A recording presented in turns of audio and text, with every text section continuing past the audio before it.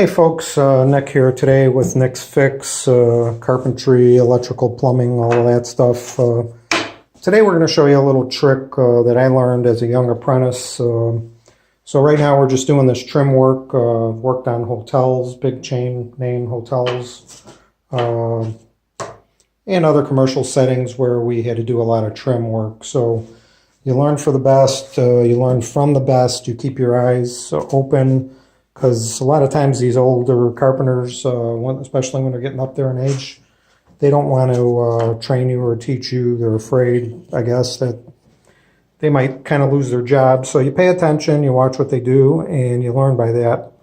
But today we're fitting these pieces around the corner here. So this one's going to go in. I already cut the miters at a 45. Then you fit them. You want to mark them with a pencil. You can see that pencil mark I put there. You can sand the back end.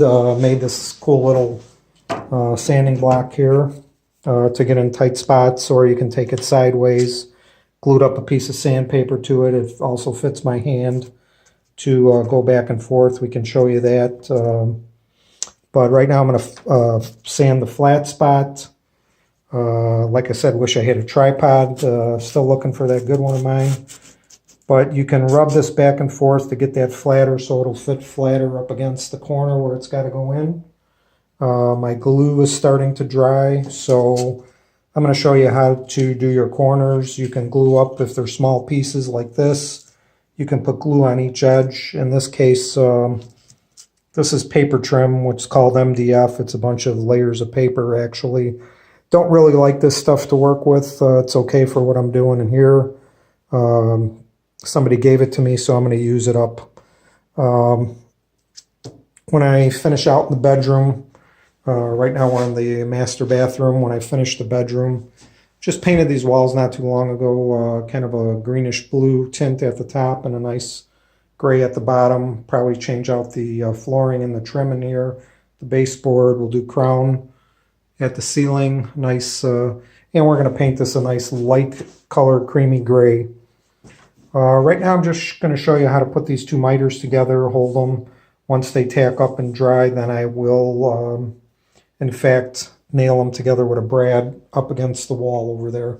So we're starting out our trim on the right side of the bathroom here. It doesn't matter where you start. You always want to start at a final end and a corner and work your way out, though, and around. So we got that piece cut for this wall. I leave my tape so I can follow the top of the tape line. That's my final height, and that is level, because we also use that. That's another trick you can pick up when you paint.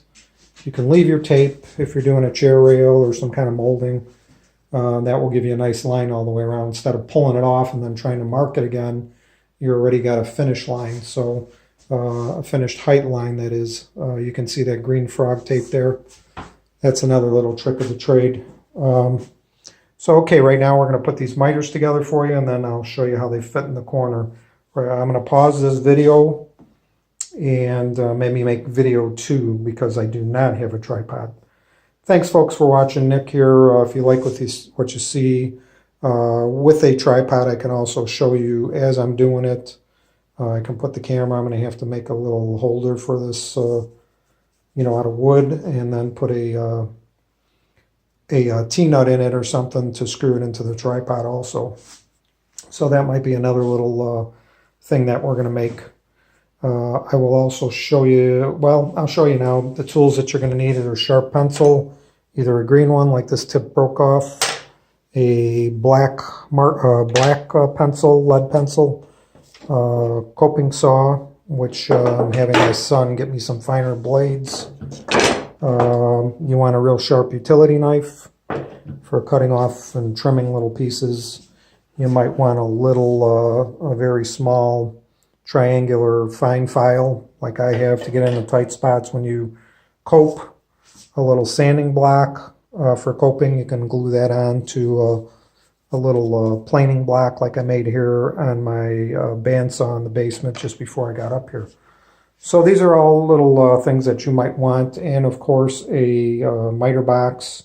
Some people call it a chop saw, but it is a compound trim miter box. So there you have it, and a thing of glue to glue your miters and whatever else you might need to glue. All right, thanks for watching. Nick here, going over 5 minutes. I like to try to keep these short and sweet. And thank you, my viewers, for watching. Have an awesome day. This should turn out nice. Bye for now.